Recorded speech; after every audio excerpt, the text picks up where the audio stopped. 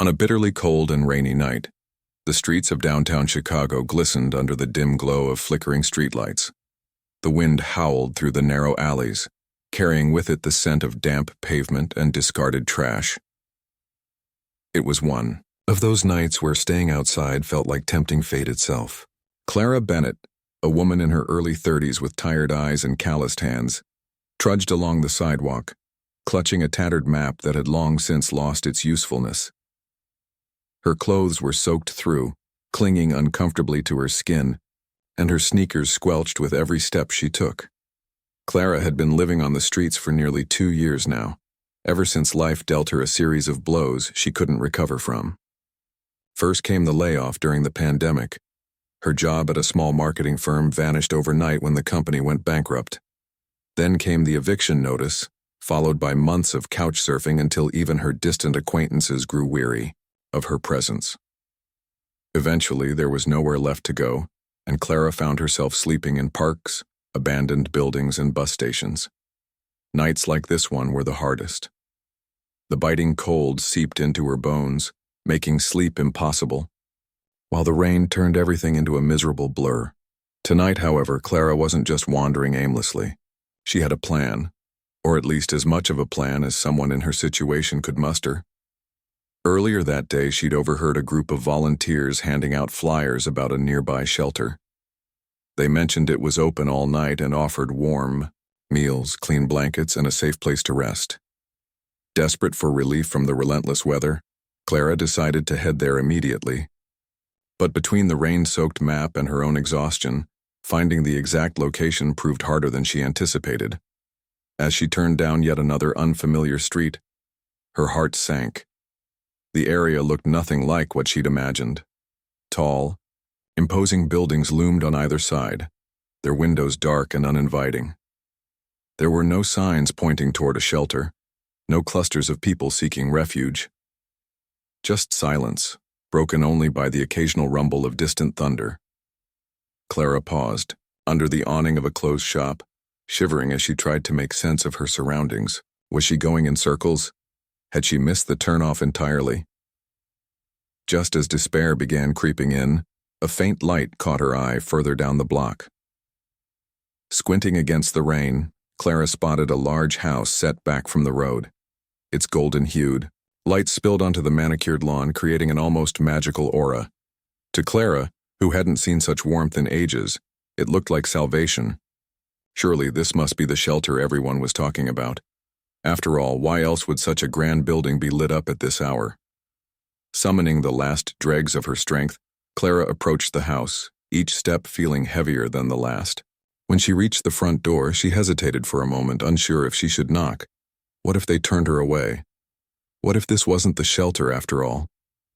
But then she reminded herself of the alternative, spending another freezing night outside, and resolve hardened her features.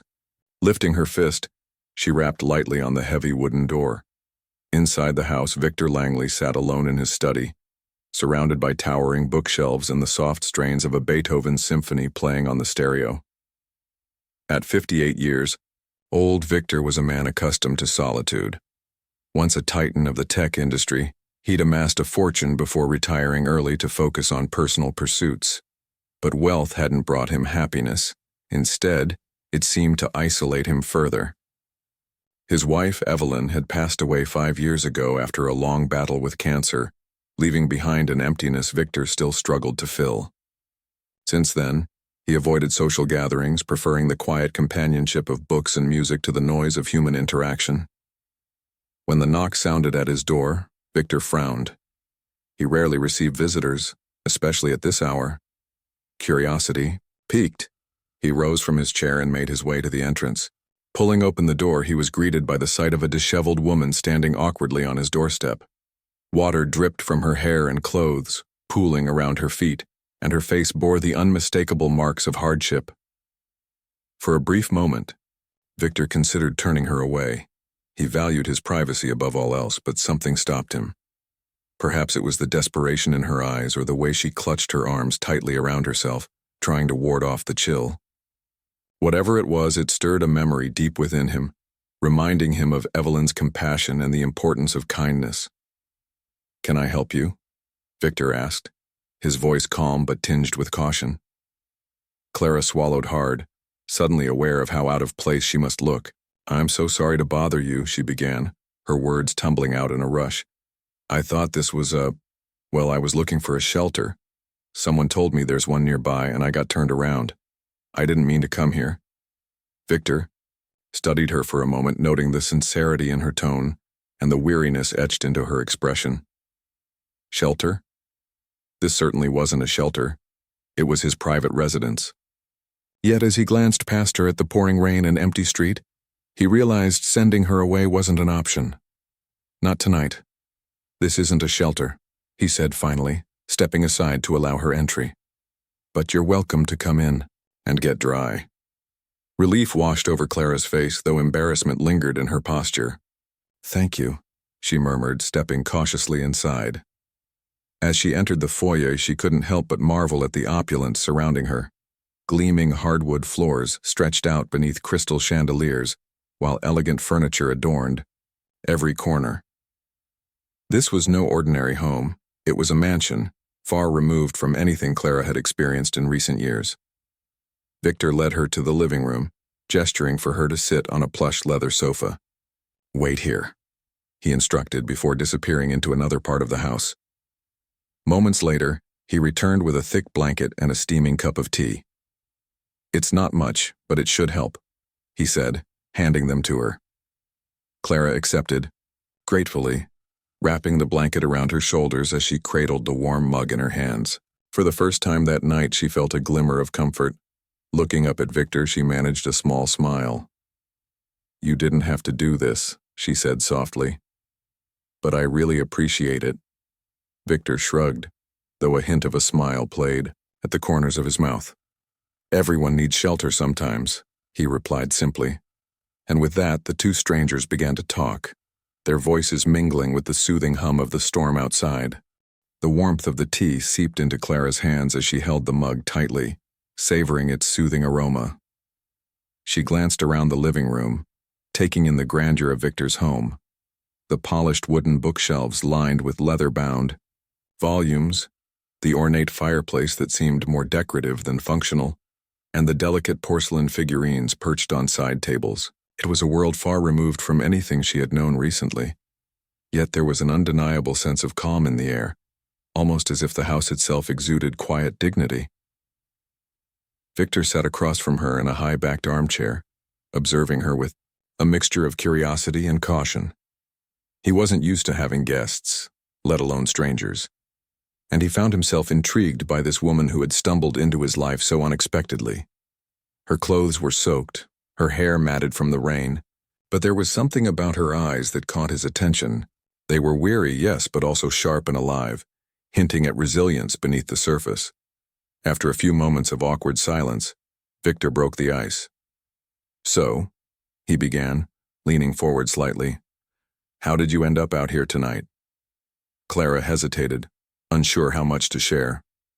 She didn't want to burden him with her story, especially since he had already done so much by letting her inside. But there was something in his tone, a genuine interest, that made her feel safe enough to open up. Taking a deep breath, she started talking. It's kind of a long story, she admitted, her voice soft but steady. I used to have a job, a place to live. Things weren't perfect, but they were okay. Then the pandemic hit and everything fell apart. I lost my job, couldn't pay rent, and eventually ended up on the streets. It's been 2 years now. As she spoke, Clara's words painted a vivid picture of her struggles. The endless days spent searching for food, the nights huddled under thin blankets in freezing temperatures, the constant fear of danger lurking in dark corners. She talked about the loneliness of it all, the way people avoided looking at her as though she were invisible. Yet despite the hardships, she managed to keep a spark of hope alive within her. I try not to think too far ahead, she confessed. Just take it one day at a time. Victor listened intently, nodding occasionally, but saying little. There was no judgment in his expression, only empathy. When Clara finished speaking, he leaned back in his chair, his brow furrowed in thought. For a moment he said nothing, allowing the weight of her words to settle between them. Then quietly, he replied, "You're stronger than most people would be in your situation." His comment caught Clara off guard. She looked down at her hands, embarrassed by the compliment. "I don't feel strong," she murmured. "Most days I just feel tired." Victor nodded again, understanding completely. "Tiredness and strength aren't mutually exclusive," he said gently. "In fact, sometimes it takes more courage to keep going when you're exhausted than when you're full of energy." For the first time that night, Clara smiled, a small, tentative smile, but a smile nonetheless. There was something comforting about the way Victor spoke, as though he truly understood what she was going through. Encouraged by his kindness, she decided to ask him a question of her own. "What about you?" she ventured. "Do you always let random strangers into your house like this?" Victor chuckled softly, the sound surprising even himself. "Not usually, no," he admitted. "But tonight felt different. Maybe it's because I know what it's like to lose someone, or something, you care about." At his words, Clara tilted her head, curious. Sensing her unspoken question, Victor continued. "My wife passed away 5 years ago," he explained, his voice steady but tinged with sadness. "Evelyn was everything to me. After she died, I closed myself off from the world. I stopped seeing friends, stopped going out. This house became my refuge, but it also became a prison of sorts." He paused, staring into the distance as though reliving memories. "I've spent the last few years trying to figure out how to move forward. But honestly, I haven't been very successful." Clara listened silently, her heart aching for the man sitting across from her. Despite their vastly different circumstances, she recognized the pain in his voice, the same ache she carried inside herself. Loss, she realized, came in many forms. Whether it was losing a loved one or losing stability, the void left behind was universal. "I'm sorry about your wife," Clara said finally, her voice filled with sincerity. "That must have been really hard." Victor nodded, grateful for her compassion. "It was," he admitted. "And some days, it still is. But life has a way of reminding us that we're not alone, doesn't it?" Their conversation flowed naturally, after that, shifting from heavy topics to lighter ones.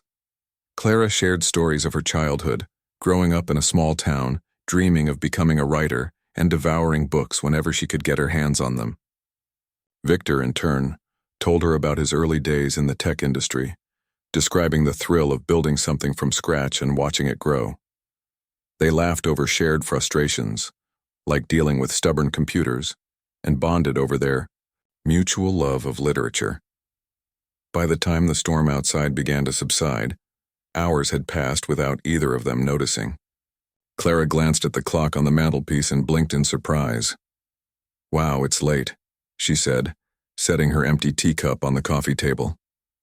"I should probably go." Victor frowned, glancing toward the window. The rain had slowed to a drizzle, but the streets were still slick and cold. "You're welcome to stay," he offered.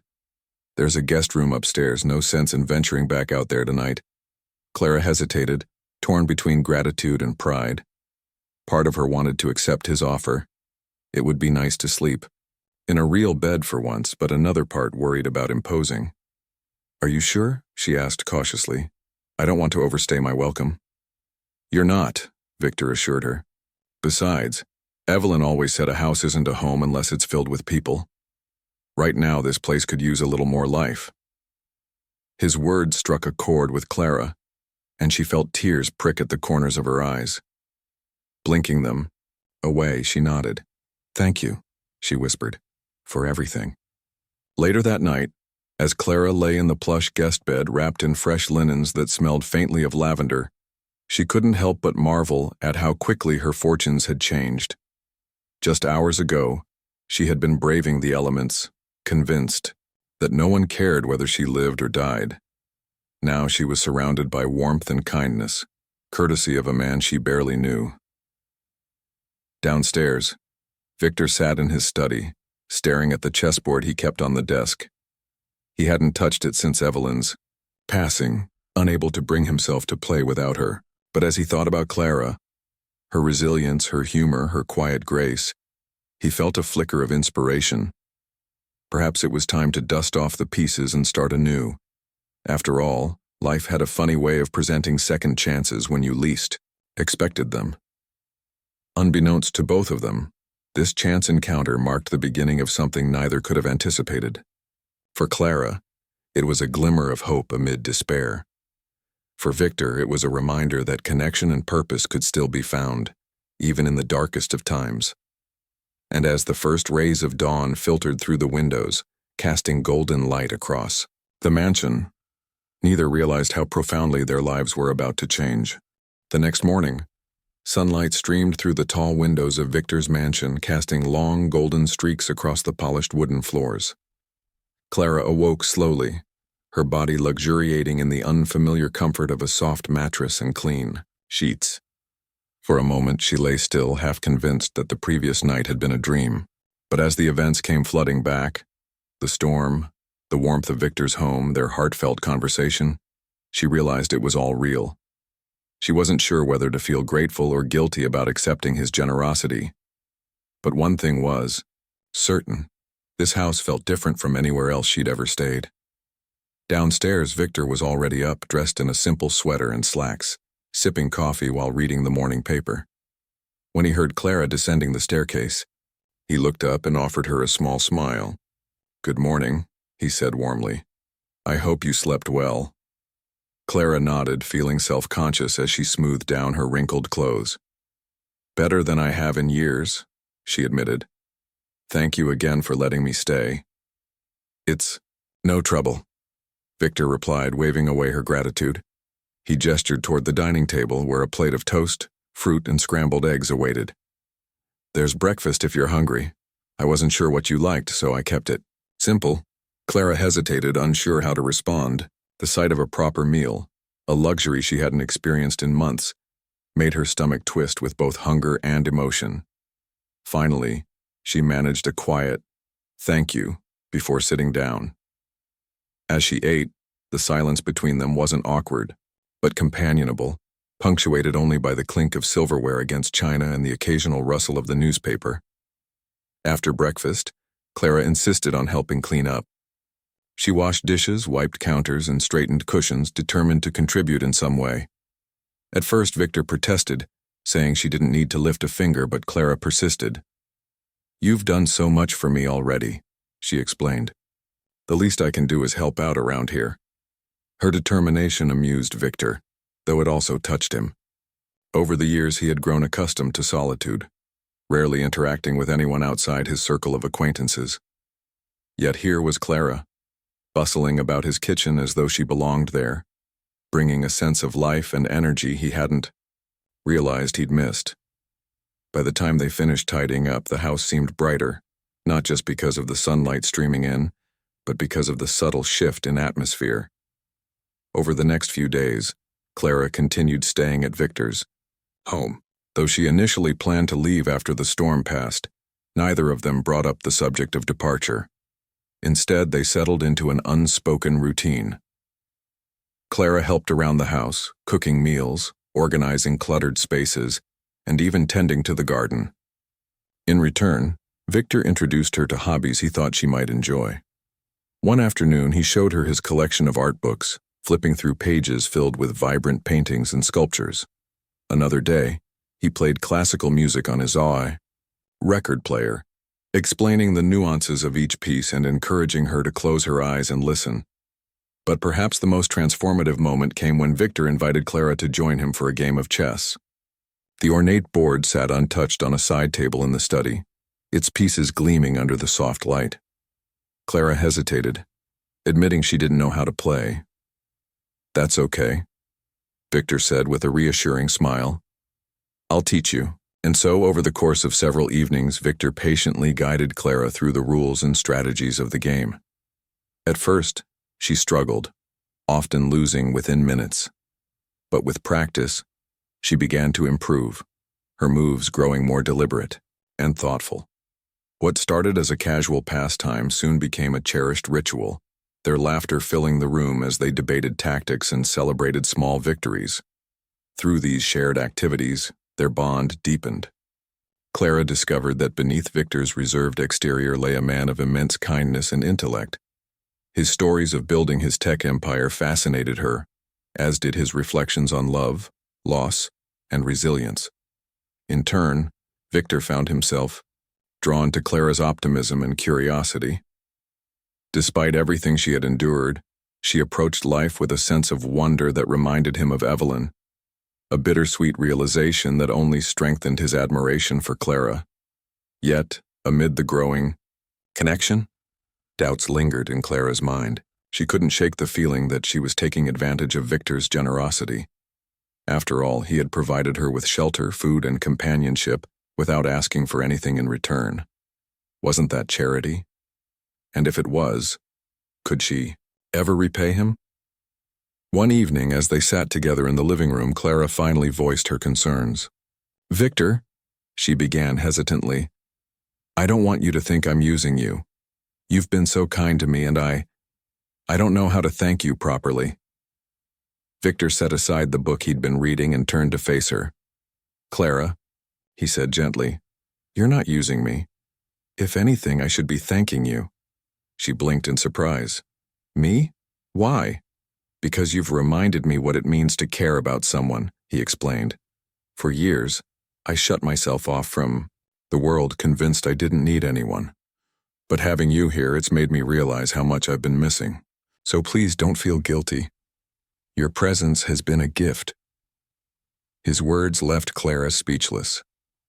Tears welled up in her eyes, and she quickly looked away, embarrassed. Yet beneath her discomfort lay a profound sense of validation. For the first time in a long while, she felt seen, not as a homeless woman struggling to survive, but as a person worthy of respect and friendship. As the days turned into weeks, Clara began to open up about her dreams. Late one night, as they sat by the fire sipping hot cocoa, she confessed something she hadn't told anyone in years. "I used to want to be a writer," she admitted softly. "Back when I was younger, I wrote stories all the time. But then, life got in the way and I stopped believing I could actually do it." Victor listened intently, his expression thoughtful. "Why did you stop?" he asked. Clara shrugged, staring into the flames. "I guess I figured it wasn't practical. Writing doesn't pay the bills, does it? And besides, who would want to? Read my stories anyway?" Victor frowned. "Don't sell yourself short," he said firmly. "Everyone has a story worth telling. Yours especially. You've lived through things most people can't imagine. That's powerful material." His encouragement ignited a spark within Clara. The next day, she asked if he had any spare notebooks lying around. To her delight, he produced a stack of beautiful leather-bound journals from his study. "These were Evelyn's," he explained. "She loved writing letters and jotting down ideas. I think she'd approve of you using them." Clara accepted the gift with trembling hands, overwhelmed by the gesture. That night, she sat at the desk in the guest room, pen poised above the blank page. At first, the words came haltingly, each sentence requiring effort. But as she wrote, memories poured forth, of her childhood, her struggles, her fleeting moments of joy. By the time she finally set the pen down, dawn was breaking outside, and her heart felt lighter than it had in years. Meanwhile, Victor watched these changes in Clara with quiet pride. He saw how her confidence grew with each passing day, how her eyes lit up whenever she talked about her writing. Yet he also noticed something else, a flicker of independence stirring within her. Clara began spending more time outside the house, exploring the neighborhood and visiting local libraries. She even started looking into temporary housing options, determined to regain control of her life. One evening, as they played chess, Victor broached the topic cautiously. "Have you found somewhere to stay yet?" he asked. Clara hesitated, her fingers hovering over a pawn. "Not yet," she admitted, "but I'm working on it. I don't want to rely on you forever." "You're not relying on me," Victor replied. "But I understand. It's important to stand on your own 2 feet." Though his tone was supportive, Clara detected a hint of sadness in his voice. She knew he would miss her company as much as she would miss his. Still, she couldn't ignore the pull toward independence. This chapter of her life, this unexpected detour, had given her a second chance, and she was determined to make the most of it. As the days stretched on, the question of when Clara would leave hung unspoken between them.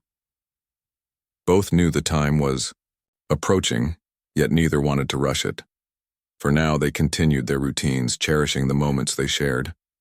Whether playing chess, discussing books, or simply enjoying the quiet companionship of each other's presence, they savored every interaction, knowing it wouldn't last forever. Little did they know, however, that their bond was destined to evolve in ways neither could have predicted.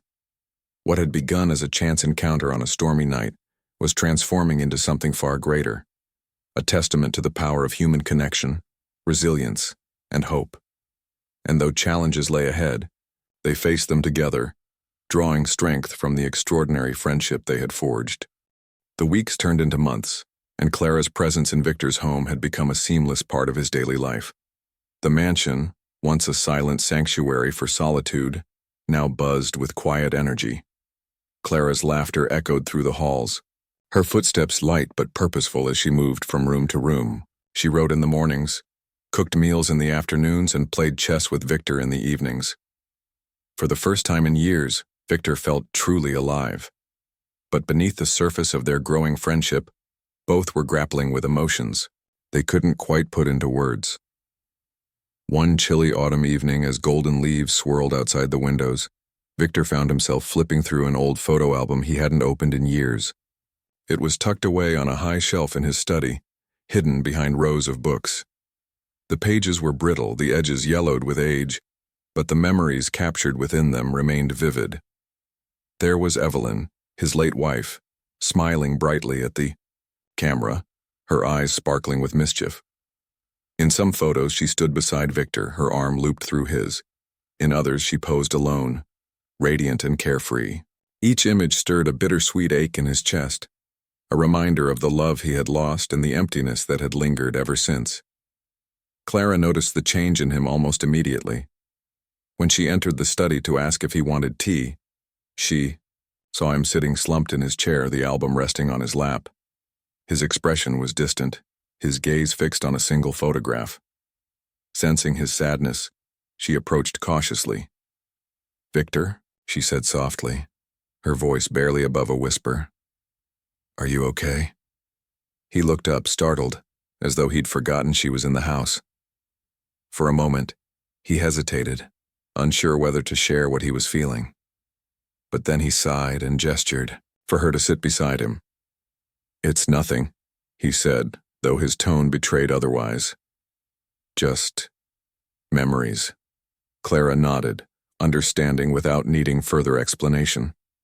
She glanced down at the open page, her eyes scanning the images of a woman who seemed so full of life. "Is this your wife?" she asked gently. "Yes," Victor replied, his voice thick with emotion. "That's Evelyn." "She was beautiful," Clara murmured, tracing the edge of the page with her finger. "You must have loved her very much." "I did," Victor admitted, his throat tightening. He closed the album carefully, as though afraid it might crumble in his hands. Then, after a long pause, he began to speak, not just about Evelyn, but about the years following her death. He told Clara how he had withdrawn from the world, shutting out friends and family because he couldn't bear the thought of moving forward without her. How he had thrown himself into work only to realize that success meant nothing without someone to share it with, and how over time he had convinced himself that happiness was something he no longer deserved. As he spoke, tears welled up in his eyes, though he tried to blink them away. Clara listened silently, her heart breaking for the man who had endured so much pain. When he finally fell silent, she reached out and placed a hand on his arm. "You're not alone anymore," she said firmly. "Evelyn wouldn't want you to shut people out forever. She'd want you to keep living, to find joy again." Her words struck a chord deep within Victor, bringing clarity to feelings he had buried for years. He looked at her, surprised by the intensity in her gaze. "How do you know what she'd want?" he asked, half joking but genuinely curious. "Because I can see it in you," Clara replied. You're a good man, Victor. You've been kind to me when you didn't have to be. That tells me everything I need to know about the kind of person you are, and the kind of person she must have loved.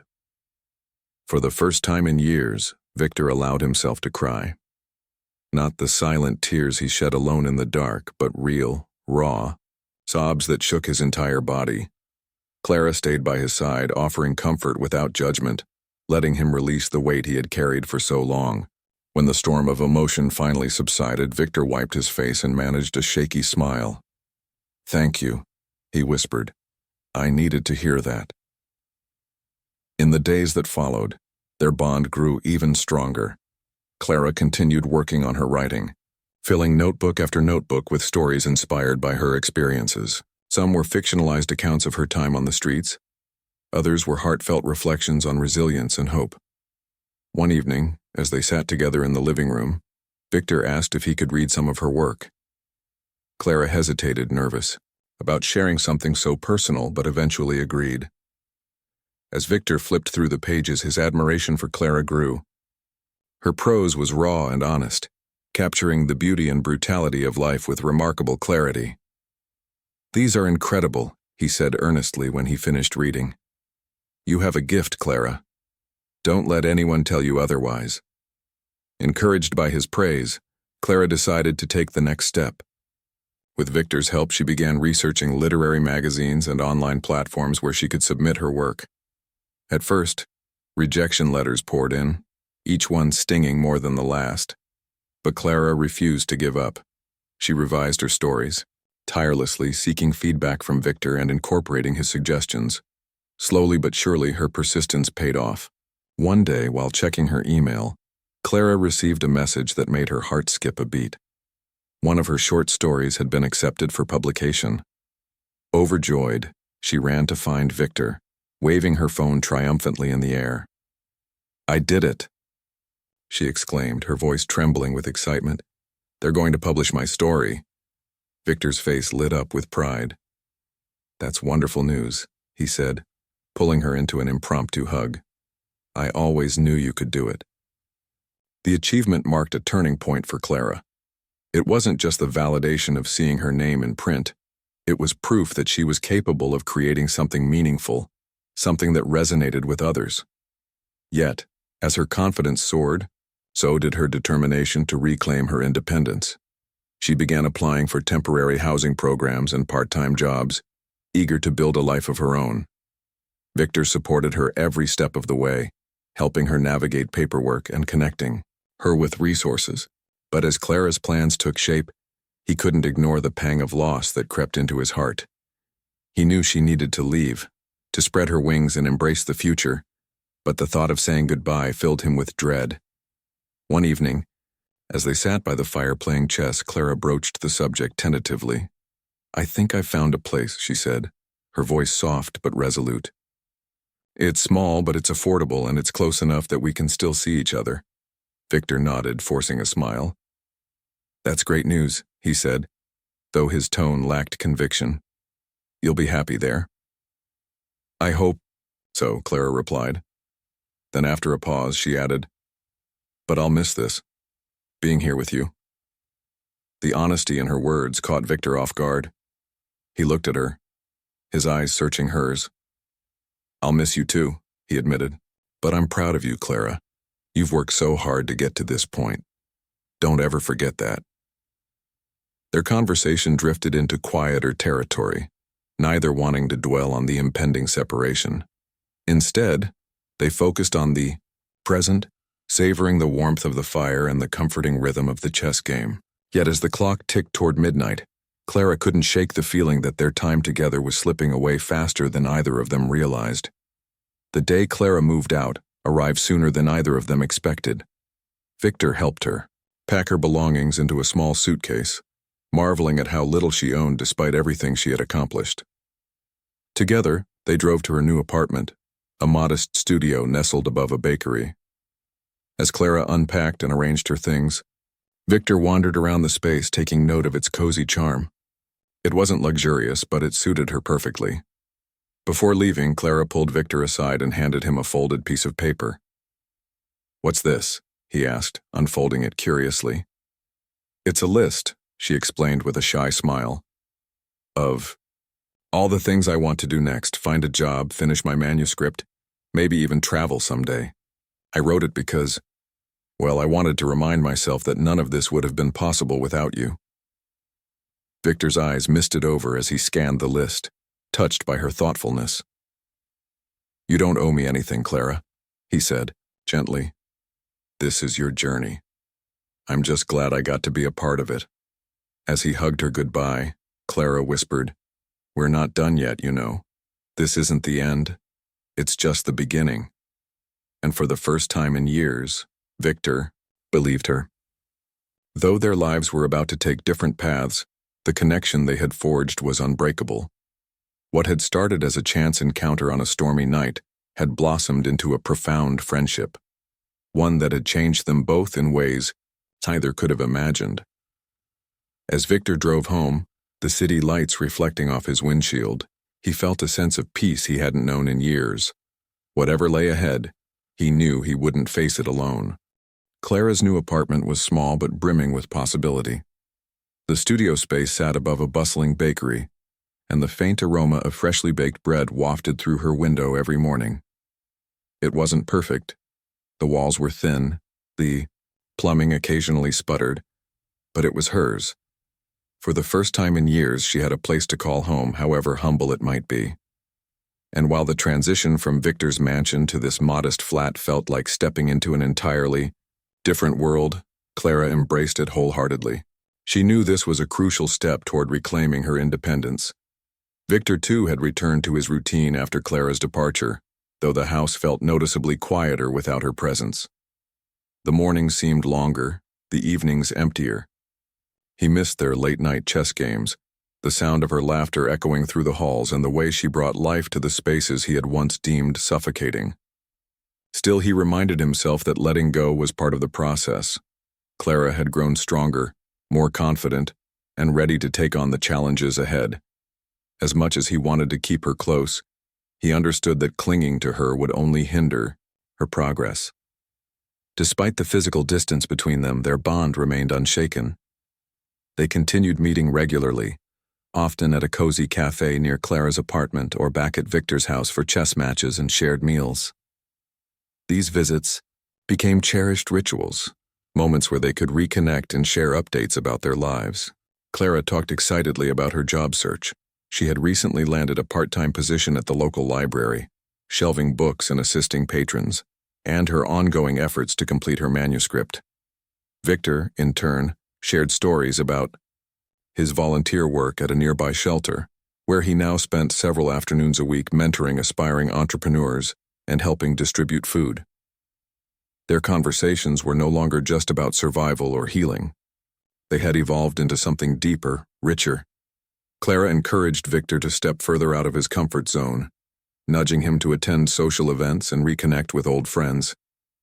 You can't spend your whole life hiding away, she teased, gently during one of their meetings. The world needs people like you, people who care. Victor chuckled, shaking his head. And what about you? He countered. Aren't you supposed to be writing the next great American novel? I'm working on it, Clara laughed, holding up her notebook as evidence. But seriously, Victor, I mean it. You've done so much for me, and I want to see you thriving too. Her words stuck with him long after their meeting ended. For years he had convinced himself that his purpose in life had died alongside Evelyn, but Clara's unwavering belief in him began to chip away at that mindset, forcing him to confront the truth. He still had value to offer, not just to her, but to others as well. As months passed, Clara's writing flourished. Encouraged by the success of her first published story, she poured her energy into crafting a full-length novel. Drawing inspiration from her own experiences, she wove tales of resilience, hope, and the transformative power of human connection. Each chapter felt like a piece of her soul laid bare, vulnerable yet authentic. She often read excerpts aloud to Victor during their visits, seeking his feedback and guidance. His insights were invaluable, helping her refine her craft and build confidence in her voice. One evening, as they sat together in Victor's study surrounded by shelves of books, Clara made a bold declaration. "I think I'm finally ready to submit my manuscript to publishers," she said, her voice trembling with a mix of excitement and fear. "It's scary, but I feel like I owe it to myself to try." Victor smiled, placing a reassuring hand on her shoulder. "You'll do brilliantly," he said. "This book is going to change lives, including yours." True to her word, Clara sent out query letters to literary agents, nervously awaiting responses. Rejections trickled in at first, each one testing her resolve. But instead of giving up, she used the feedback to improve her work, revising chapters and polishing sentences until they gleamed. Her determination paid off when an agent reached out expressing interest in representing her. Overwhelmed with gratitude, Clara called Victor immediately to share the news. "You're going to be a published author," he told her proudly over the phone. "How does it feel?" "Terrifying," Clara admitted with a laugh. "But also amazing, like maybe I actually belong here." The road to publication wasn't easy. It involved countless edits, negotiations, and moments of doubt, but Clara persevered.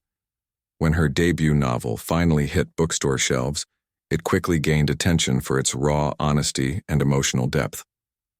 Critics praised her ability to capture the complexities of the human experience, while readers connected deeply with her character's struggles and triumphs. Dedicated to "the man who believed in me before I did," the book became a bestseller, catapulting Clara into the spotlight. Through it all, Victor stood by her side, attending book signings and interviews, cheering her on from the audience.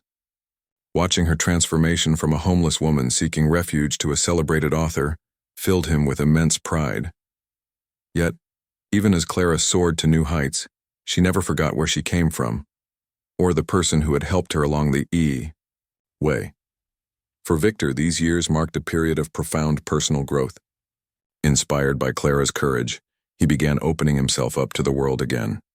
He joined community groups, rekindled relationships with old colleagues, and even started dating casually, though nothing serious materialized. Most importantly, he found fulfillment in giving back, using his wealth and influence to support causes close to his heart. Whether volunteering at shelters, funding scholarships for underprivileged students, or mentoring young entrepreneurs, Victor discovered that helping others brought him a sense of purpose he hadn't felt in decades. Despite their busy schedules, Clara and Victor made a point to prioritize their friendship. Their weekly meetings became sacred appointments, carved into their calendars no matter how hectic life got. Sometimes they played chess, other times they simply talked, sharing stories and advice. On special occasions, like Clara's book launch party, they celebrated together, marveling at how far they'd both come since that fateful rainy night. Yet, as time went on, they couldn't help but reflect on the journey that had brought them here. Neither could have predicted the impact they would have on each other's lives, a chance encounter transforming into a lifelong bond. Clara often joked that fate must have intervened, guiding her to the wrong door on the right night. Victor, ever pragmatic, preferred to believe it was simply proof that kindness and connection could transcend circumstances. On a crisp autumn afternoon, years after their initial meeting, Clara and Victor found themselves walking through a park together. Leaves crunched beneath their feet, and the air carried the faint scent of wood smoke. They paused by a bench overlooking a pond, watching ducks paddle lazily across the water. "You know," Clara said thoughtfully, breaking the comfortable silence, "if someone had told me back then that I'd end up here, with a book, a home, and a friend like you, I wouldn't have believed them." Victor smiled, his gaze softening. "Neither would I," he admitted. "Life has a funny way of surprising us when we least expect it."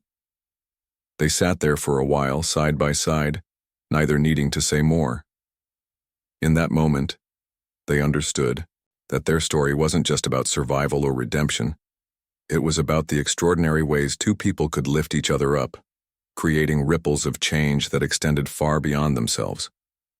Though their paths had diverged in many ways, their connection remained steadfast, a testament to the enduring power of compassion, trust, and friendship. As the sun dipped below the horizon, painting the sky in hues of orange and pink, Clara turned to Victor with a grin. "So," she said playfully, "what's next for us?" Victor chuckled, his eyes twinkling with mischief. "Who knows? But whatever it is, I'm sure it'll be interesting." And with that, they rose from the bench, ready to face whatever adventures lay ahead together. Years had passed since that stormy night when Clara Bennett mistakenly walked into Victor Langley's mansion, thinking it was a shelter. What began as an accidental encounter had blossomed into a friendship that transformed both their lives in ways neither could have anticipated. Now standing on the stage of a packed auditorium, Clara glanced out at the sea of faces, readers, critics, and fans who had gathered to celebrate the release of her second novel. Her heart swelled with gratitude as she spotted Victor sitting in the front row, his proud smile shining brighter than any spotlight. Clara's journey from homelessness to becoming a celebrated author was nothing short of remarkable. Her debut novel, Through the Storm, had resonated deeply with readers worldwide, earning critical acclaim and touching countless lives. The book chronicled her struggles on the streets, her unlikely friendship with Victor, and the resilience she discovered within herself. It wasn't just a memoir, it was a testament to hope, human connection, and the belief that even in our darkest moments light can find its way through. Tonight, however, was about her follow-up, a fictionalized story inspired by Victor's life. Titled The Quiet Room, it explored themes of grief, isolation, and rediscovery, drawing heavily on the conversations they'd shared over chess games and cups of tea. As Clara stepped up to the microphone, she took a deep breath, letting the weight of the moment settle over her. "Thank you all for being here tonight," she began, her voice steady but filled with emotion. "This book wouldn't exist without someone very special to me, someone who taught me that kindness isn't just an act but a way of living. This book is dedicated to my dear friend, Victor Langley." The audience erupted into applause, turning their attention toward Victor, who looked momentarily flustered. He waved awkwardly, eliciting laughter from the crowd. When the noise died down, Clara continued, "When I first met Victor, I thought he was just another stranger offering shelter from the rain. What I didn't realize was that he would become one of the most important people in my life. He believed in me when I couldn't believe in myself, and because of him, I found the courage to chase my dreams." Victor listened intently, his chest tightening with pride and affection. He remembered those early days vividly, the nights spent teaching Clara chess, the hours discussing books and ideas, the quiet moments where words weren't necessary. Their bond had grown organically, rooted in mutual respect and understanding. And now seeing her stand confidently before such a large audience, glowing with success, felt like a dream come true, not just for Clara, but for him as well. After the event, Clara and Victor retreated to a nearby cafe, a cozy spot they often frequented during her writing process. Over steaming mugs of coffee, they reflected on how much their lives had changed. "Do you remember the first time we came here?" Victor asked, stirring sugar into his cup. "You were so nervous about submitting your work to publishers." Clara laughed, shaking her head. "How could I forget? I nearly spilled my drink all over the table when you told me I should go for it." "Well, look at you now," Victor said warmly. "2 best-selling novels under your belt. I always knew you had it in you." "It wasn't just talent," Clara replied earnestly. "It was having someone like you in my corner. You gave me more than shelter, you gave me hope." Their conversation drifted to the present. Clara spoke excitedly about her plans for future projects, including a children's book series based on stories she used to tell herself as a child. Victor, meanwhile, shared updates about his volunteer work. He had recently started mentoring a group of teenagers interested in entrepreneurship, helping them turn their ideas into viable businesses. "It's amazing what these kids can do when given the right tools and encouragement," he said, his eyes lighting up. "Makes me wish I'd started sooner." As the evening wore on, their talk turned nostalgic. They reminisced about the early days of their friendship, the chess lessons, the art books, the late-night conversations about life and loss. Both acknowledged that while their circumstances had changed, the foundation of their relationship remained the same. unwavering support, and trust. "I never imagined I'd end up here," Clara admitted, gazing out the window at the bustling city streets. "Sometimes I wonder if things would have turned out differently if I hadn't walked into your house that night." Victor leaned back in his chair, thoughtful. "Maybe not," he said after a pause. "But I like to think fate has a way of bringing people together when they need each other most. We needed each other, Clara. That's why it happened." Their reflections carried them well into the night, until the cafe staff gently hinted it was closing time. Walking back to Clara's apartment, they paused beneath a street lamp, bathed in its warm glow. The air was crisp, carrying the faint scent of autumn leaves. For a moment neither spoke, content to simply bask in the quiet companionship they had cultivated over the years. Finally, Clara broke the silence. "What's next for you, Victor?" she asked softly. "You've done so much already. Mentoring kids, volunteering, changing lives. Is there anything left on your bucket list?" Victor chuckled, scratching the back of his neck. "Honestly, I'm still figuring that out. But whatever it is, I know I'll face it better knowing you're in my corner." Clara smiled, her heart swelling with affection. "Always," she promised. "Just like you've been in mine." In the years that followed, their partnership continued to evolve.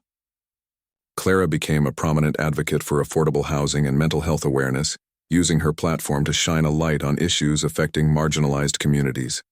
She traveled extensively, giving talks and workshops around the world, but always made time for Victor whenever she returned home. Their weekly meetings remained a cherished tradition, whether spent playing chess, discussing literature, or simply enjoying each other's company. Victor, too, embraced new opportunities. He expanded his mentorship programs, partnering with local schools and organizations to reach more young people. His efforts earned him recognition as a community leader, though he shrugged off accolades, insisting he was merely paying forward the kindness Evelyn had shown him. On weekends, he volunteered at shelters, sharing meals and stories with those in need, reminding himself and others that everyone deserves compassion. Though their lives were busy and fulfilling, neither Clara nor Victor forgot the significance of that rainy night. It served as a reminder that even the smallest acts of kindness could spark monumental change. A single decision, to open a door, to offer warmth, to extend a hand, had set into motion a chain of events that altered the course of two lives forever. One crisp December evening, as snowflakes danced in the air, Clara and Victor stood side by side on the steps of Victor's mansion. The house, once a symbol of solitude, now radiated warmth and purpose. Inside, a group of Victor's mentees worked diligently on their business plans while Clara prepared hot chocolate for everyone. Laughter echoed through the halls, mingling with the scent of pine and cinnamon. "You know," Clara said, wrapping her scarf tighter around her neck, "this place feels different now. It's not just a home. It's a hub of possibilities." Victor nodded, his breath visible in the chilly air. "That's exactly what I wanted it to be.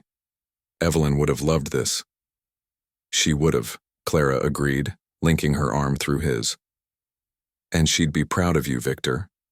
So incredibly proud." As they stood there watching the snow blanket the ground in a pristine layer of white, they felt a profound sense of peace. Life had thrown challenges their way, testing their strength and resolve. Yet through it all they had emerged stronger, not alone, but together. Their friendship was a beacon of hope, proof that even in a world often divided by circumstance, connection could bridge the widest gaps.